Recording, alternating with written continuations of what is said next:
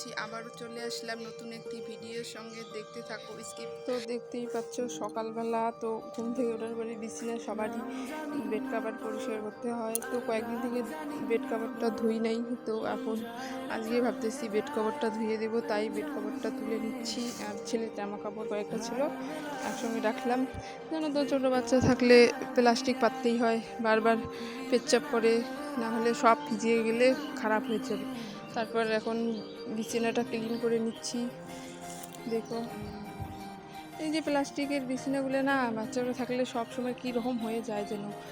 পরিষ্কার টরিষ্কার করলাম, করার পরে এখন ঝাড়ুটা রাখতেছি।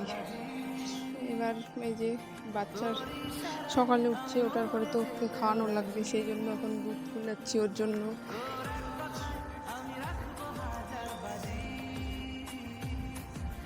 3 চামচ নিয়ে এলাম, একটু বেশি হয়ে গেছিলো। তারপরে আবার জল নিব, মিক্সচার করলাম, করার পরে এখন জল দিয়ে একটু, এই দেখো জল কম হয়ে গেছে, তারপরে একটু জল দিব, জল দিয়ে দিলাম, পরিমাণ মতো জল নিলাম, নিয়ে তারপরে ওকে আবার খাওয়াতে লাগবে। তারপরে আবার আমার ননদটা কি বলছিল, ওকে সঙ্গে একটু কথা বলছিলাম। তারপর ঘরের যে ড্রেসিং টেবিলটা পরিষ্কার করতেছি। ছেলেটা বারবার মাটিতে ফেলে আর নোংরা করে দেয়, সেই জন্য একটু পরিষ্কার করি ভাবতেছি। কেউ নাই মোবাইল ধরার মতো, একাই এক্সট্রা নাই যে রাখবো, হাতে একাই ধরে মানে বালিশের মধ্যে রাখছি, রাখার পরে এরকম করে এই ভিডিওটা করছিলাম।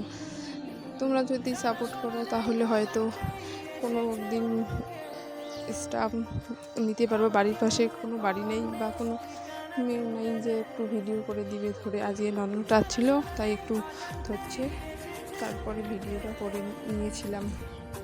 দেখো এখন সবগুলো পরিষ্কার করার পরে এখন আবার গুছিয়ে রাখতেছি। এরকম করে পরিষ্কার করে গুছিয়ে রাখলে কার না ভালো লাগে বলো তো? ঘর পরিষ্কার থাকলে মনটাও ভালো থাকে। তারপর এখন এই যে ছুরির মধ্যে অনেক দিনের ওষুধ, কাগজ, ক্যালেন্ডার, ছেলের খেলার জিনিস, সেগুলো খারাপ জিনিস, ওগুলো আবার ফেলে দিব। ঘরে রেখে কী লাভ? ছোট্ট একটা ঘরে জিনিস রাখার মতো জায়গা নেই, সেই জন্য দেখি ওষুধ। কয়েকদিন আগে আমার পেট ব্যথা হয়েছিল, তো ওষুধ আনছিলাম, খাইছি। কিছু ওষুধ বাঁচছিল, মানে ওষুধ খাওয়ার আগেই ভালো হয়ে গেছিলো। সেই ওষুধগুলো আবার ভালো করে রাখবো, গুছিয়ে দেখতেছি প্রেসক্রিপশন কী আছে কোন ডাক্তারের। তারপর বুঝছি এই যে চিনি, কবে চিনি রাখছি আমারই মনে ছিল না, আবার দেখলাম চিনিগুলো শক্ত হয়ে গেছিলো। তারপর এখন এই যে রাখতেছি, যেগুলো দরকারি আর যেগুলো লাগবে না সেগুলো ফেলাই দিলাম। তারপর এখন আলনাটা একটু পরিষ্কার করে নিব। অনেক দিন থেকে এই যে ঘরটা পরিষ্কার করাই হয় না। এই বাচ্চা নিয়ে একাই এক সংসার, বাচ্চা নিয়ে কাজ করা লাগে।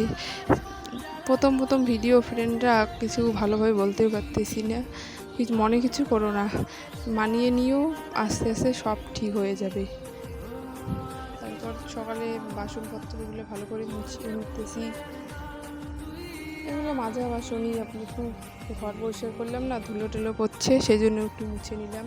নিয়ে তারপরে একেবারে দুপুরবেলা চলে আসলাম। এই যে জামা কাপড় সকালে স্নান করে শুকাইতে দিয়েছিলাম, সেই জামা কাপড়গুলো এখন তুলতে যাচ্ছি। তারপর আমার ননদটা বলতেছে, বৌদি দাও আমি একটু ভিডিও করি। তারপর ও কীগুলো বলছিল সব